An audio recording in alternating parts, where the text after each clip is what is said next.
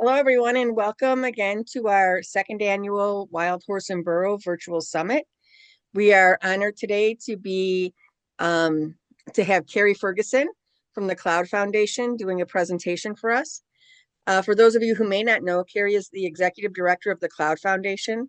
The Cloud Foundation is based in Colorado, and they're a nonprofit organization dedicated to protecting America's wild horses and burros through education, advocacy, and policy accountability. Once again, I want to just remind everybody that you're muted and your cameras are off. That's so that we can all give our attention to Carrie and not interrupt her wonderful presentation. If you have any questions, please do put them in the chat, and then we will try to get to them at the end of the presentation. So thank you so much, Carrie, for being here, and thank you everyone for being here, and I will turn it over to Carrie now. Good afternoon, everybody. Thank you. I don't even need to introduce myself now. Thanks for that great introduction, Chris. Um, Again, Carrie, hi. Glad to be here. So, quick show of hands, and since I have this expanded in my screen, I'm going to call for those hands, and hopefully it'll show up in the recording, but I don't think I can see them. We'll see. Um, Quick show of hands. Who here is familiar with how wild horses and burros are managed, just in general, on our public lands? I can see a hand go up. Yay, thank you guys. Thank you. Today I'm going to walk us through PIM 2021-007. Not just what it says on paper, but how it is being used and can be used in the real world for on-range management decisions. This policy is often discussed in the context of holding facilities, but its reach goes much further than that. It influences management outcomes long before horses and burros ever leave the range. So why are we talking about this? The stakes are pretty high. This is life and death.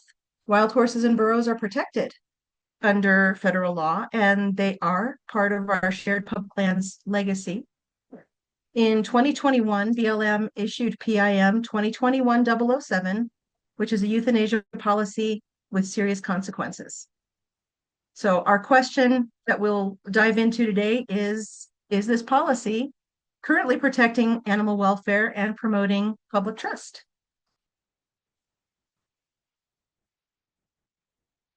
All right, so PIM 2021-007 is a permanent memorandum, permanent instruction memorandum, sorry, that I already said that, didn't I? No, I didn't. We're good. Okay.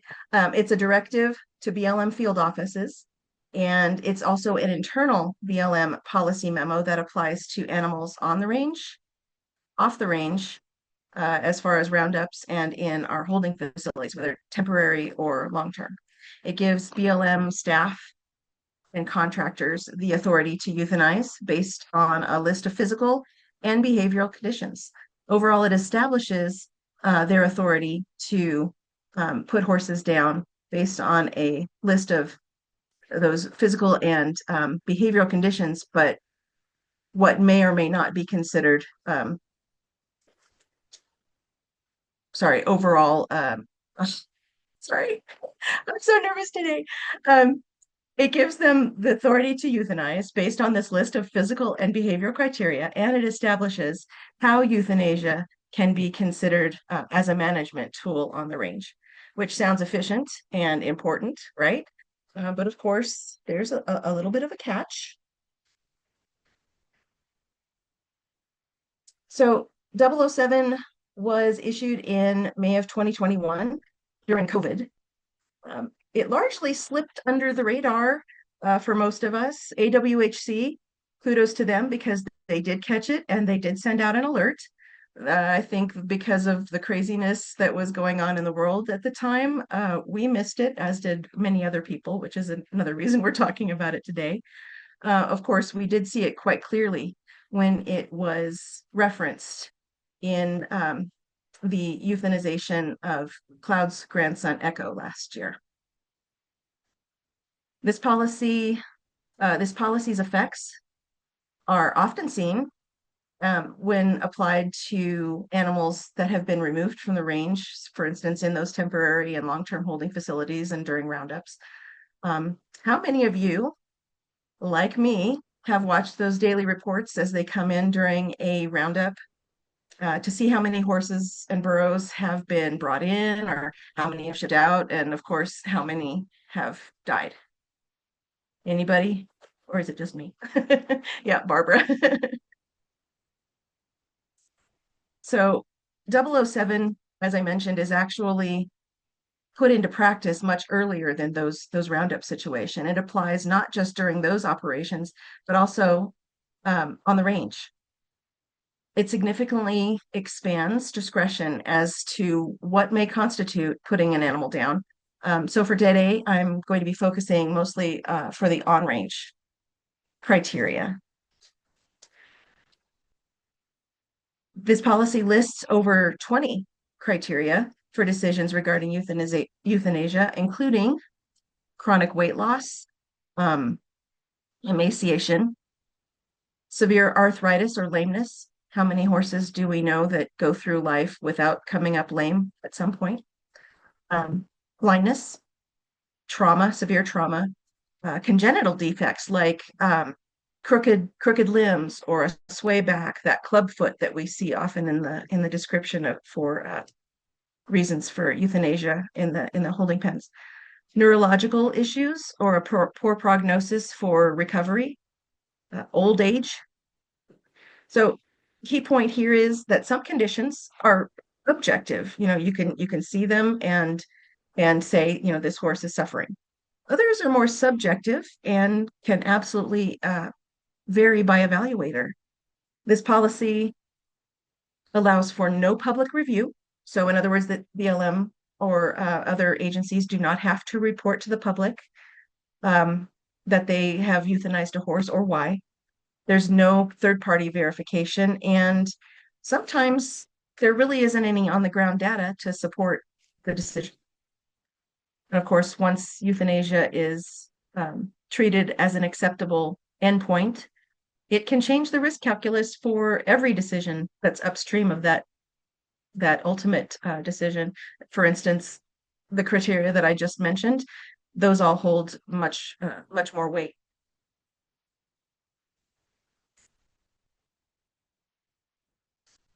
So PIM 2021-007 expands agency discretion by allowing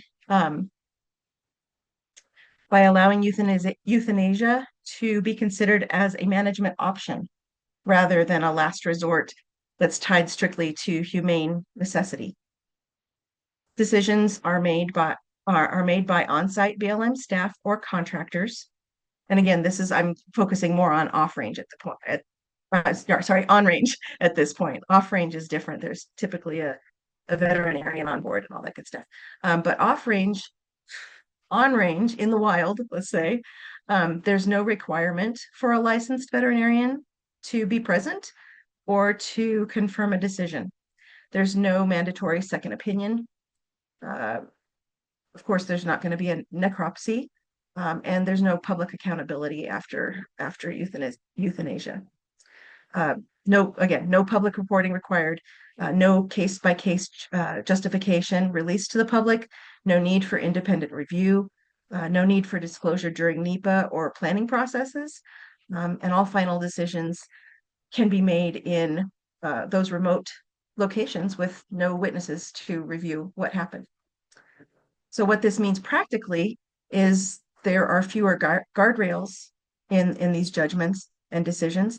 There's more internal latitude and, of course, less external accountability. Some internal documentation may occur, but it is internal, it's discretionary, and of course, it's not standardized for public accountability. So typically, decisions are made by authorized BLM staff and often in consultation with a veterinarian, but it's not required. And of course, when that is available, a veterinarian may not be available for somebody to contact when they're out on the ranges. Documentation, if any, is typically handled under existing internal animal health or management records or standard operating procedures. The records are not automatically disclosed or summarized publicly, so no rationale needs to be documented in a formal decision memo. Alternatives can be documented, but it's not required that alternatives were documented. Seasonal or ecological context does not have to be documented. And again, the public does not need to be notified. So when discretion increases at the back end and justification becomes easier at the front end, then you run into issues. So why does this matter?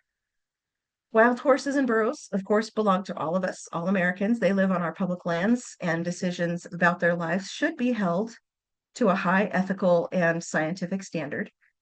Policies like PIM 2021-007 matter because they shape how those decisions are made, not just in theory, but in real field situations.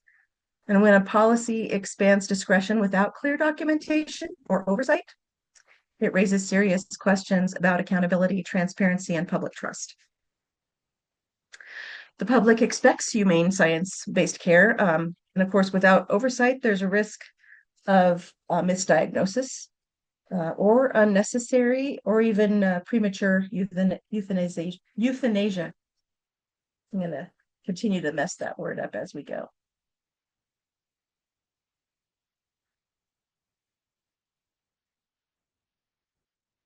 Before I discuss the way the current policy poses risks, I want to be very clear that the Cloud Foundation does not advocate for allowing an animal who is gravely injured, such as a horse with a compound fracture or one that's unable to stand due to extreme injury or illness. We do not advocate that they be allowed to suffer. Humane euthanasia is appropriate and necessary in situations such as those. So where concerns arise, of course, is when subjective conditions like thinness or lameness are used without ecological or seasonal context. And in many HMAs or herd management areas, including the Powder Mountains, weight loss during the winter is normal and expected. And each animal will come out of the winter looking very different. Some will be quite thin, and a lot of horses can be run more lean. Some of you out there have horses of your own, and you can attest to this. Some horses run more lean and they seem to drop weight more easily than they gain. And then there are others, the easy keepers, that seem to maintain their weight no matter the situation. So context. In the Pryor Mountains, of course, the horses bulk up during the spring, summer, and winter or fall. And then they draw on those reserves during the winter to get them through to the spring. They come out looking kind of thin, some very, very thin. And then they start the process all over again. They forage, the green up happens, and they eat and they gain weight, and the cycle repeats. So context matters when policies carry a life or death consequence. In real world field situations, decisions may have to be made very quickly. But when those decisions rely heavily on subjective assessments, especially without independent oversight, as a potential, the risk for error increases. Animals have been euthanized for conditions that may have been treatable, manageable, temporary, without consistency or review. Similar conditions can lead to very different outcomes depending on who it is making the call on that particular day. Of course, once an animal is euthanized, there's no opportunity to reassess, and often, again, no explanation is offered to the public. So what needs to change? For non-emergency euthanasia decisions, these should require veterinary review. Even if you can't get somebody out onto the range, again, that may not be feasible, but photos could be taken, video could be taken and shared with a vet. Again, non-emergency. So if you have somebody that's thin and maybe even alarmingly thin, you could at least, it took them a while to get that way, right? um, what's a few more days to, or even a week or two to assess the condition of the horse? Are they moving? Are they eating? Are they pooping? All of the things that a horse should be doing, um, or not. And then a decision should be made or could be made. Um, those decisions should be documented and reviewable by the public. Post-mortem accountability matters. Of course, necropsies in the wild are impractical, probably in most cases, but a required post-incident review that evaluates whether the decision met policy standards, um, and whether lessons could be learned. These are reasonable asks. Of course, independent oversight in these cases could help ensure consistency and fairness across the board. And finally, the public deserves transparency where our animals on public lands are concerned and when they are euthanized. These changes or these updates or changes to this policy should not and do not eliminate humane euthanasia, but they should ensure that it is used when it's used. It should be used carefully, consistently, and transparently.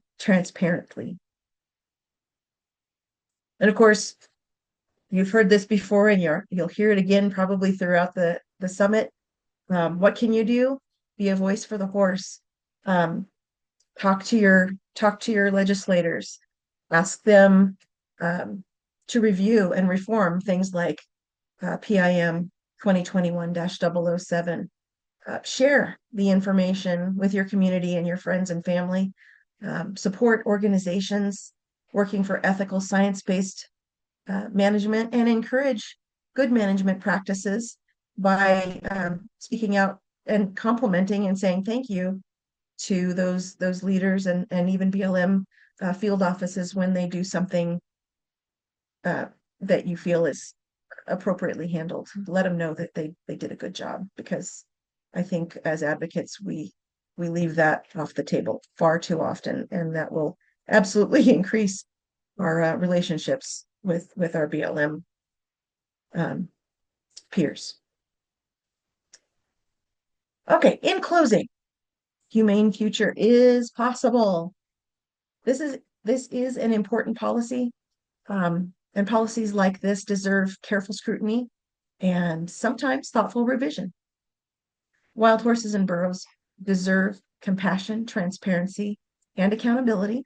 And to be clear, no one wants these animals to suffer, but policies developed without sufficient safeguards can unintentionally lead to their harm. So a humane future is possible when policy is grounded in science, ethics, and public accountability. And understanding this policy and how it shapes current decisions and how it could be strengthened is essential for all of us who care about the future of our wild horses and burros. So thank you guys. I'm going to open things up to questions. I don't know, Chris, if we want to just go over things that ended up in the comments, or how would you Yeah, like to proceed? I'll go through the comments. Thea wants to know, so what is this 007 allows? Is the BLM causing trauma and then euthanizing at their discretion? So what I'm hearing from that question is, are they hurting the horses? Is Right, that like what they're you're asking? causing a trauma, and then they have the right to euthanize them. So like I think like during helicopter roundups would be a good example of that. Yeah. Um, no questions. We've seen plenty of documentation where horses have had to be put down, or burros have had to be put down because of being run too hard, too far. Last year, the peon, not peons, the Little Book Cliffs mare, when she was being driven and had to cross a ditch that was not visible until she was already there. She snapped her leg and of course had to be put down. And her little filly is she was she wasn't old enough really to be weaned as far as wild horse standards go, but as far as off range management, a 6 month old is fair game for me. But anyway, she was put back out on the range and is there, and she seems to be thriving. But yes, sometimes BLM or the procedure, the operation itself can cause those injuries, and then they'll have to respond appropriately. And then there are the other cases where um, animals being removed, like they might be blind, but they've been living for however many years and have probably been blind for a good portion of that time. Um, is that a reasonable um, reason for putting them down? Eh, I don't know. I guess that's up for debate. But yeah, on range though, I would venture to say no. BLM is, most of the people who are out there observing the ranges are caring people and don't want to see these animals put down. Barbara wants to know, what do they consider old age? That's a good question. It doesn't say. It just says old age. So that would be something for clarification, wouldn't it? And again, do you want to be? I mean, I'm getting up there. I know there's humans and there's horses, but still, you know, who's to put an expiration date on a living being's life? If they're not suffering, old age does not seem like a reasonable reason to cut their life short. Not that they are doing this. The policy allows it though. So again, tightening up this policy, uh, looking at the language is important. You want to talk about for a minute what happened that made you probably research into this policy? Yes. So last year, um, Cloud's grandson Echo was found to be very thin in BLM's reports, and we did have a conversation with the man who found him. Um, he was thin, and we were told he was immobile. In other words, he couldn't move. We were told that his respiration was bad, he was breathing poorly, and that he thought that he probably had some kind of internal injury. Um, we did receive the photo, and we didn't share it because we were asked not to. It wasn't our photo. But of course, as soon as everybody else got a hold of the photo, then it was very widely shared, and we kind of looked like we hadn't, like we were trying to pull the wool over people's eyes because he was very thin. Echo was very thin. Um, but what they didn't mention, of course, we ran straight up to the Priors, and we have many people who were there locally who went out to find Echo's body. And he was not in the place where he was documented as being immobile. And in his case, he was again very, very thin. They referenced the Heineke score as being a 2 to 3, and that's low. And I understand why they need to have some kind of a visual reference that they can say, this horse is very, very thin. But that particular system requires hands-on evaluation to make an actual determination. And of course, for wild horses, that's not really a thing. You're not supposed to put your hands on them. And so anyway, the big things were he was not immobile. He was put down someplace completely different. This took place over 2 days. He was found, he was photographed, and then they had to leave the range because he was not, excuse me, he was not equipped to, well, number one, he wanted to get, he wanted to tell somebody and get permission, and he did. And two, he needed to have the proper equipment to put Echo down. So he went and he came back, and I don't know if he was obviously in a different location than when he was found and photographed. So he's not immobile. Could he have been on his way out, expiring, or in a bad way? He could have, certainly, because we weren't there, um, and we didn't see him. But there were things that we were told and that we discovered that were not mentioned in um, those things from BLM office, and they did reference this policy and said, he met the criteria, and going by this policy and going by the book, he was, I don't know how to phrase it, but he was eligible to be euthanized. And so he was. And of course, we would have hoped for a different outcome, but again, there just isn't enough documentation, really verifiable documentation to decide whether or not this was premature. We feel it was, but again, uh, so anyway, did that answer the question? Yeah. Yeah, I think it was just good to give like kind of an overview, like there's a reason why Yeah, yeah, and you that's chose. why, and that's how we found this policy. I wasn't in on the conversation. Ginger and our office manager Jesse talked with the man who found Echo and went through all this process. And he said that, as I said, he couldn't move. He had rough breathing. He had some kind of an internal injury. Um, but yeah, sorry, I forgot where I was going with that. So Yeah, anyway, what can we do to bring attention to the illegitimate use of the BLM and unveil the BLM and their contractors operating outside of accountability to the American taxpayer that pays their salaries? Is there something specific you can tell us that we would be asking our lawmakers for? yes, and this is very important.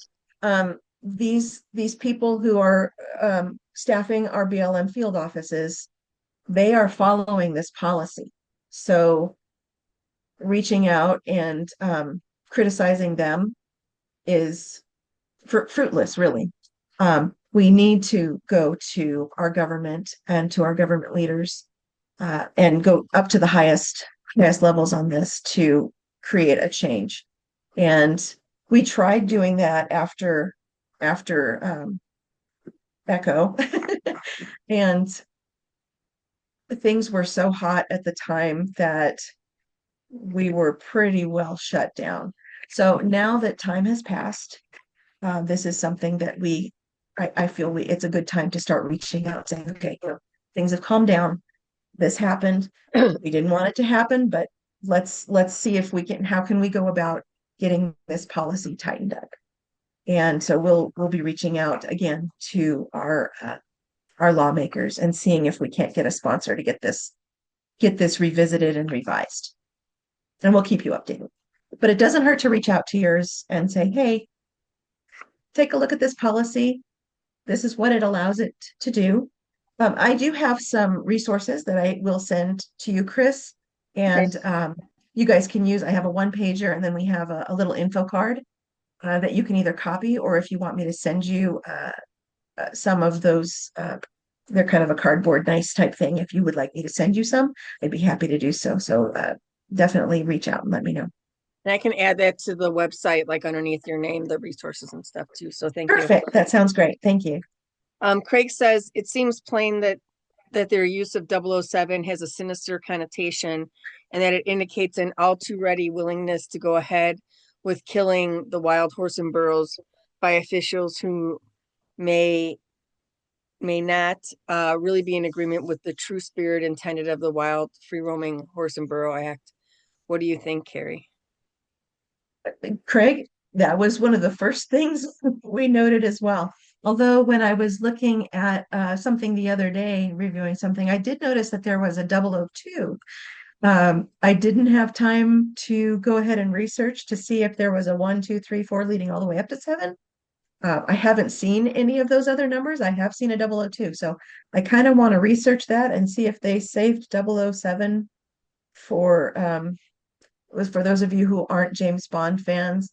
007 is the license to kill, which is kind of appropriate for this particular policy. So I don't know if that was saved just for this one, or if it actually fell in a proper lineup of things. But I'm prior to now, I've been kind of inclined to believe that it was appropriately used.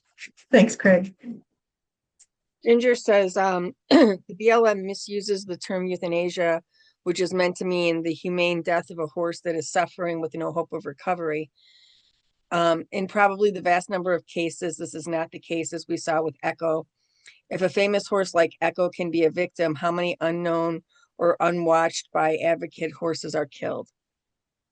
That's absolutely the point of this entire discussion. Thank you, Ginger. You summed it up very nicely. Since they don't have to really document, we did try FOIAing for that information, and of course crickets. But again, if they aren't keeping track, and they don't have to. So back to the policy, and this is all the way. This isn't a field office manager. This is this policy issue. Sorry, it's not a field office issue. It's a upper management issue. So we need to have them address this policy to tighten things up, hold them accountable.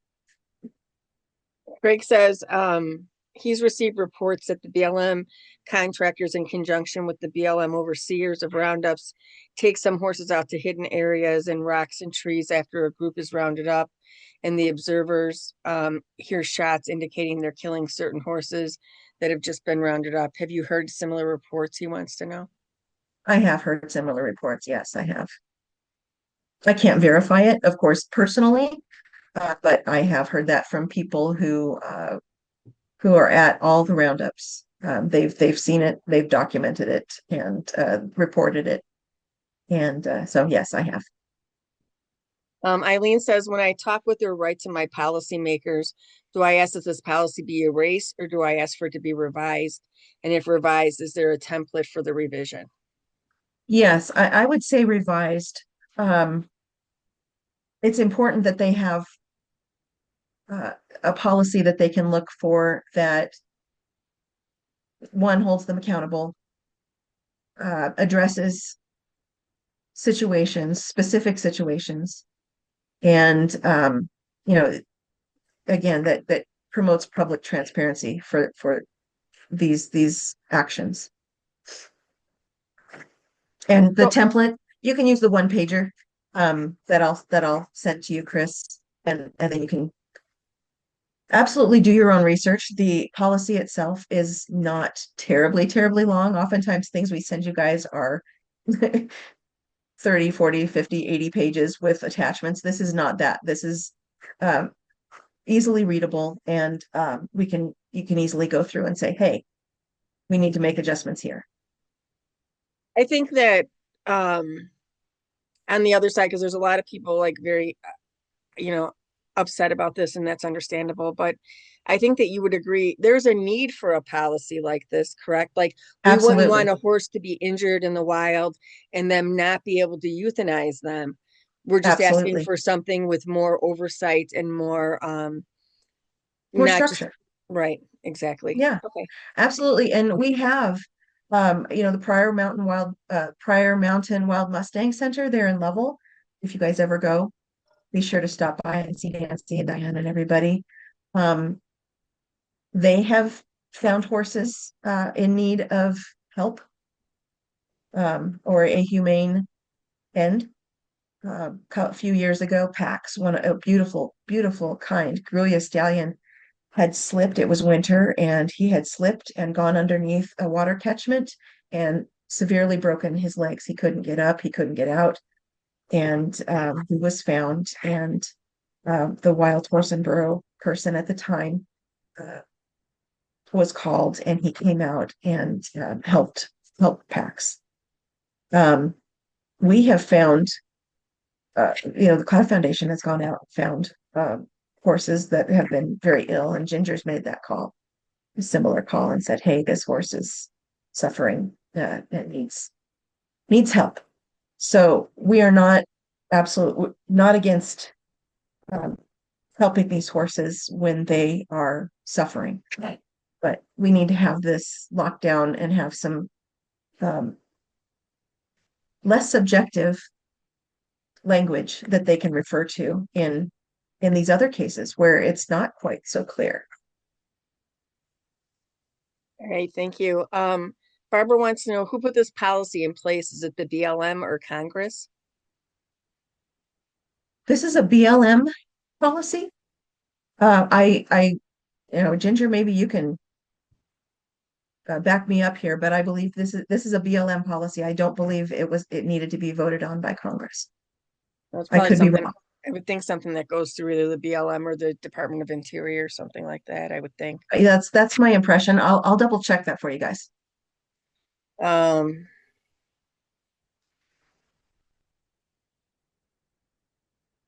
so if they didn't do a necropsy on Echo, then the internal injury part is highly suspect. Do you, yeah.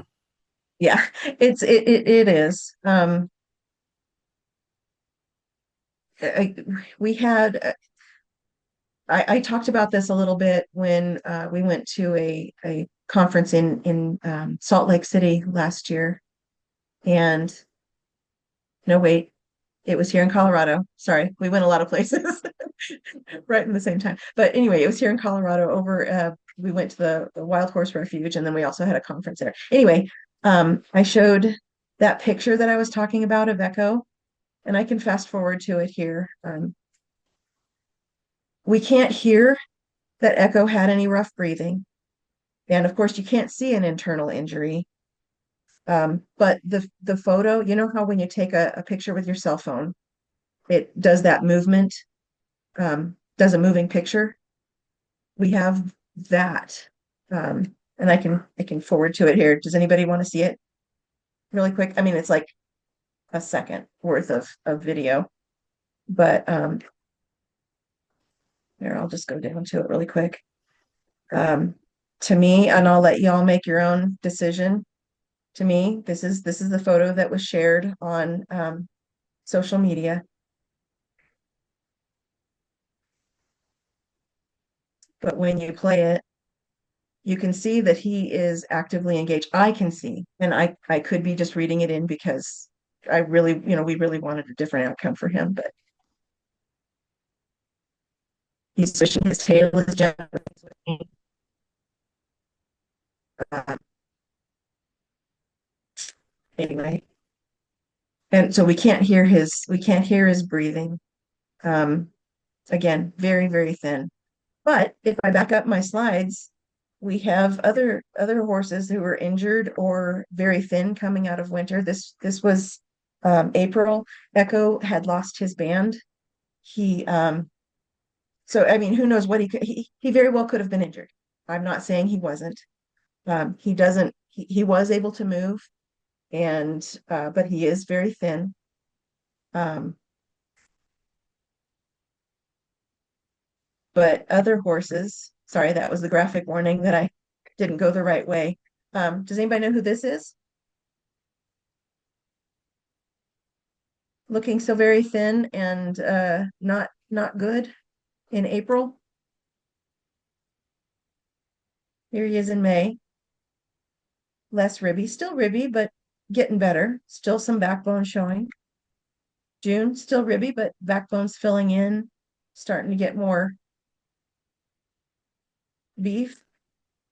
And here he is in July, looking pretty darn good. And then August, and it's cloud.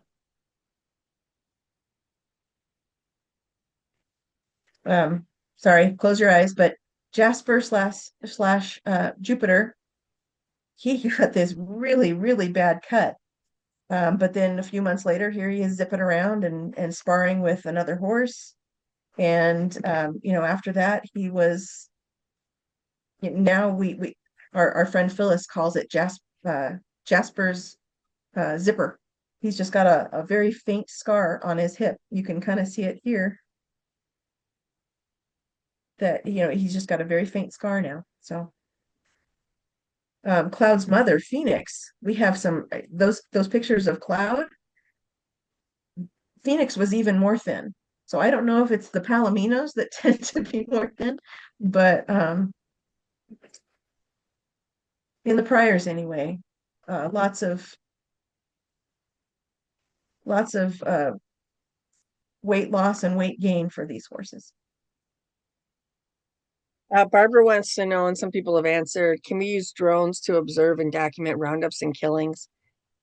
No, most of the time, no, because it's it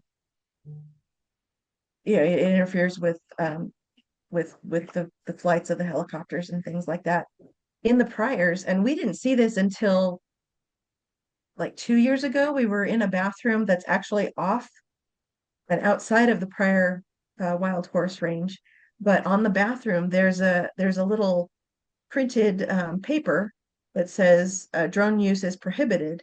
And I can't remember if it says within the prior range, but it definitely said over there.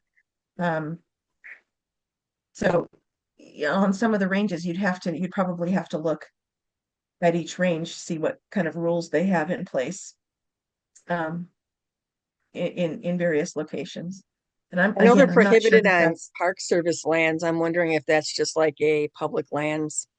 and that might be because those lands down in the dry head are Park Service. So that could be. That's a good point, Chris. I'm gonna have to research that. Could they not have brought him in to assess versus killing? Well, they have in the priors, um, it seems to me at least once, and I'd have to defer to Nancy Cerrone or Ginger Catherines on this, or one of our board, if any of our board members are here and can speak to that. They have taken horses in, but I think it was because they had already gotten off range. So they corralled them at Britton Springs, which is just right on the edge of the prior reserve there, and then re-released them afterwards. But I don't, yeah, I don't know. I don't know how often or if that ever really happens. Um, But for him, if it were just the thinness, if he could have recovered, he wouldn't have needed to be brought in. Generally speaking, the Cloud Foundation, as a general rule, does not advocate for feeding wild horses.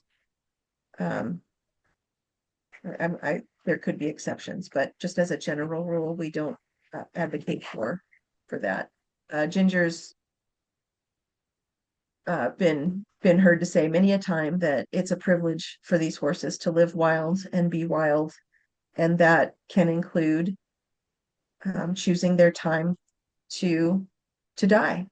With Cloud, he went off, and most of the horses they go off on their own and choose their place to die, unless some kind of catastrophic incident occurs. But oftentimes we just never see them again. how old was Echo? He was going to turn 15, so he was getting older. But for the prior herd, the stallions tend to live 18, 19, 20. Um, and they're still considered kind of prime of life, might be transitioning from band stallion to bachelor stallion again by the time they're 17 or 18. Some of them remain band stallions until they disappear or die. Others never make it to band stallion. They remain bachelors their whole life. So it varies. So his age to us was not a determining factor in putting him down, or should not have been. But then we also don't have a definition from the BLM on what old age is either. So Right, um right. Marie said helicopter distance to any person, thing, or building is 500 feet. The roundup violates the distance. Helicopters are not allowed to injure animals or people. The FAA asks for specific info, like the tail number on the helicopter. Do people let the FAA know violations? Yeah. Um, that's great information. We'll be up in the priors sitting there watching horses or waiting for horses, and sometimes a plane or a helicopter will fly over quite low, and we do look at those tail numbers and send them in. So, Someone says in December, you may have heard on a TV news station that Mr. Trump recently approved a huge mine in Nevada. The mine's owner's wife works in the White House. The mine company met in the White House cafeteria just nonchalantly, and then it got approved soon after.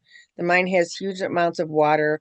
Will a company-owned mine land be watched over by the BLM and horse advocates to protect the wild horses, or will they say their horses are in a bad shape and they can't find water? well, and that's something that we watch very closely too when we're making comments.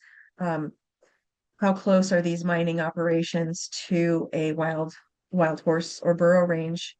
Um, but yeah, that they don't have to be right next door. They can be, just in the general vicinity that and affect that groundwater either with poison or taking that groundwater because as you point out, these mines take a lot of water to operate. So yeah, this is something to consider, and it's something that we always address in our comments, if especially if there's a mine nearby. Before such policy existed, what did BLM do for suffering horses on the range? Anything? And under what guidelines? Who was responsible for the policy in the BLM? I think policies usually come about because something does happen.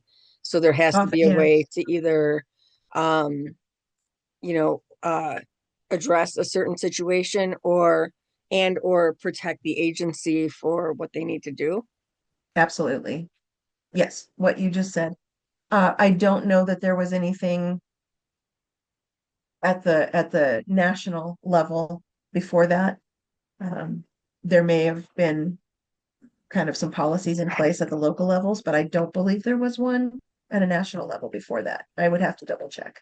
They relied mostly on the law itself, um, that humane management type thing. And as you said, Chris, these policies come about after that doesn't cut the mustard anymore. Barbara says she has a 32-year-old Mustang gelding who's in good shape and health. He was gathered up when he was very young at about 18 months. But yeah, that's the thing that I hope that people understand. I don't think many horses in the wild live to 32. I know in Theodore Roosevelt National Park, I think we have a 27-year-old mare, and that is the Mm. oldest ever documented horse. We're going back since 1947. So, I mean, Wow. the weather, the landscape, the harsh winters, fighting with other stallions, giving birth year after year, all of that takes a toll on the bodies of these horses. Um, Yes. so I don't think it's fair to, I mean, if you have had that horse since he was 18 months old, he's been domesticated most of his life. So it's great that he's living that long, but I think horses in the wild, it's just nature takes its toll. Um, yeah, what It about does. suffering and death of caused by rounding up wild horses in burrows during extreme weather, especially very hot or cold? Yeah. And Um, yes, Phoenix did live to 30, yeah, Ginger. We have a few horses that have made it to mares who have made it to 30. Typically in the priors, stallions, if you see a stallion that's over 20, we haven't seen a stallion over 20 for a while. I think there have been one or two that I noticed recently when I was looking at old files. But as these horses get closer to that 20-year-old mark, again, 18, somewhere between 18 and 20, oftentimes, depending on how if they've been. Chris, you mentioned the fighting for the stallions. It can be it's a rough life for them in the cold and the weight gain and the weight loss, and it takes its toll. With PZP and the darting of the mares and the priors, um, and not necessarily having foals every year until they can't or die, the mares are living a bit longer. We're finding that I think with, our Ganacon, uh, the Ganacon experiment and the aggressive use of Ganacon, they're having less babies, but the mares are actually living longer. And that's why I think that one mare, well, actually the mare who's 27 wasn't treated with Ganacon. So, you know, um, Interesting. not until probably 2020, but, um, Craig said, there was a very frigid roundup in Nevada where a Mm. dozen or more Mustangs died of pneumonia and holding. Have you observed anything similar? Well, and I think somebody else noted that sometimes the deaths that occur in holding after they left the temporary holding, those aren't necessarily documented or um, accounted for in in reports that come after in subsequent reports. So I don't know that I've heard of that, that I can give specific examples of that happening, but I do know that horses, uh, number one, die in that temporary holding, and then moving on to their either shorter term before they hit adoption or long term holding. Those numbers aren't accounted for, but we know that they uh, could account for. I think Laura Lee says like another 40%, or it might even be like 60% if anybody remembers. Or but yeah, it's something that isn't well documented or included in reporting. Should be. Is there an average annual number or count of horses that do not survive? Do they document the cause of death? So, like predator, old age, disease, starvation. Are any steps taken to dispose of them to avoid passing on other deaths? In the priors, and I would think on most wild herd management area ranges, um, the priors, the horses are left where they lay. As I said before, most of the time we never find them, or we might find bones much later. Um, Ginger would call that a meaningful death, providing nourishment for the animals, the predators and other animals, meat-eating animals that live in that area. So no, they're not removed. Um, Sorry, what was the other question, Chris? Um, is there an average annual number or count of horses that don't survive? Does the BLM document them, or do you think that they rely more on advocates? Yeah, I would think so too. They do. And I think what BLM does, they don't have a lot of people managing these areas, which accounts for a lot of the things that we criticize them for. They just don't have the staff. And um, so what they do is do their flyovers with um, they count by flyovers, and I think using a LiDAR technology or somebody help me out with that one, but they use technology to count the horses that are on the range, which sometimes can lead to false counts because some of these technologies that they use do not really identify what kind of animal they might be counting accurately. So it can, and they always say approximately. So anyway, that's Um, how they that's how they account for how many horses are there or not there. Thermal imaging. Thank you, Craig. I can say too, I know that this past year at Theodore Roosevelt National Park, we had I think she was like a 2-year-old filly who just all of a sudden, like, couldn't get up, and they weren't sure what was wrong with her. And they did remove her only because they didn't know if what she had would be contagious to other horses. And it ended up she had West Nile, but they wouldn't know that for days. You know what I mean, until after they did all the blood work and stuff. But they were also checking that. So, but I do think for the most part, they will leave the horses wherever they die, unless, like in the park, they're right along the road. They don't want people to be driving, with their kids on vacation and see they'll Yeah, move the body, yes, but they'll leave I them have use heard them that over too. there. Yeah. Um, I wanted to talk about this for a minute because it's something that's come up in a couple other presentations. when we're talking about like as advocates, how do we get change? How do we change things? One of the things that came up, and I don't think about it because I deal with the Park Service, um, and I think that you're a good person to talk to about this. We always talk about like contact your federal legislators, contact this, contact that.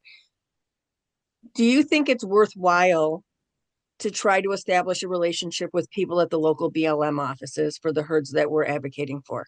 Because I don't think we ever Absolutely. talk about that. And Yeah, if you want to talk about that a absolutely. little bit. It really is critical. You have to have an open line of communication with somebody, and in person is always better for establishing those relationships because it's so easy to misread and to mistype or come across a certain way when you're writing rather than speaking in person. And that human interaction, we forget about it. We're so dependent on our technology these days that it really doesn't do us a whole lot of favors in instances like this. You've got to have those relationships, and um, when you don't, it and those relationships can depend on who's in that office at that time. Um, but you got to keep trying. We all be we will keep trying. It doesn't always go smoothly, But I but guess you've so got to what be able to move forward. what I'm trying to figure out is like how do we change the us versus them mentality? Because truthfully, people who are in the local BLM offices are just doing a job like most of us are. They're getting Absolutely. direction that I mean, they may be able to, speak back to and say, hey, I don't think that's a great idea. But for the most part, decisions are being made somewhere else. You're absolutely right. And that's why, when we did talk to BLM after Echo, one of the things he said was, this is the policy, and if I'm paraphrasing, but if you don't like it, you need to go, it's above my pay grade type thing. You need to go up and change it from the top. So there are things that can be encouraged at the local level, um, sharing resources, sharing information. The Prior Wild Mustang Center has been keeping track of the prior herd for decades, and they keep a meticulous database of all these horses, their genealogy, family ties, all that stuff. And sharing things like that with BLM is showing good faith. So I think I Isabella just says there's people on the East Coast that don't have BLM offices. You do have BLM offices, but I would still call the offices for the herds that you're advocating for and being yeah, respectful. I'm talking about creating a good relationship, like as an advocate with that office. I can tell you, we've been fighting for 4 years with the Park Service about the Theodore Roosevelt horses. And now mhm, we finally have a new superintendent. And I asked her, like, I asked her regional director, like, how do we like reset our relationship? yeah, Because I'm not going anywhere. We're going to keep advocating for these horses, but how can we work together? And he suggested I try to set up a meeting with the superintendent. And after we had a talk, I can tell you there's a lot of things she said to me that I was like, oh, wow, never thought of that. And there were things that I said to her that she was like, I didn't think that you believed that. So it helped clear the air a lot in a lot of ways. And she is now committed to a positive path forward. And I hope that she truly is. And as long as she hasn't done anything yet to show me anything different. She's been cordial and she stays in regular communication. But I think that those are things that maybe we're overlooking, could also be done at a local BLM office. agree, absolutely. Yeah, those opening dialogues and finding out, well, it makes us all stronger, and ultimately it's all for who, right? It's all Right, for the horses, right. and we have to remember that. Uh, so And like Ginger's saying, if you're calling or writing to BLM staff, screaming and cussing at them makes things worse. So always be respectful. You wouldn't want someone to call you and be screaming and yelling at you. So try to be respectful. And emotions run high, when things are happening. That's why it might be beneficial to start talking to an office, before a roundup is planned, and starting to establish that relationship um, with the local office. So I'm just trying to think of, other positive Yeah, paths forward. And very this is, important. this is something I don't think that we ever really talk about. And as I said before, saying thank you when, even if you think it's something small, saying thank you. Um, Wishing them happy holidays, anything. I look for opportunities to communicate positively so that it's just not all FOIAs and why did you do this and why did you do that and darn you or whatever. Yeah. There was also, I know, a BLM, I won't say where, but there was a BLM person out on the range when I was out west. And he was talking about a roundup that had happened. And he was very opposed to different direction that came down from, up above. And he was like, this isn't what we said we were doing. And this isn't the protocol. And he almost lost his job over it. But in the end, they just put somebody else into to do what needed to be done or whatever that goal was. So there are also some people still within the BLM who truly are horse lovers and want what's best for them. So I think that, again, like that us versus them mentality is something that I think Can't we have could it. all work on, Yeah. um and see what we can do. So Yeah. Absolutely agree. anybody else have anything for Kerry? Well, thank you very much for being here, Kerry. Great presentation. And we will all be we'll be back again at 4 o'clock with Carol Walker. She's got a great presentation on the Salt Walls Creek horses. So we're looking forward to that. And then we'll start again on Friday. So the recordings from all of these, I've been putting them on our website pretty quick. So all the ones from yesterday are already up on our website or on our YouTube Woohoo. channel. So there's been a lot of really, really great people. And I hope that you guys are taking advantage of this, because really being educated is the best tool that we have to advocate for our wild horses and burros. So thank you again, Kerry, and thank you everybody for being here. Thank you guys so much. Thank you. Bye-bye. Bye.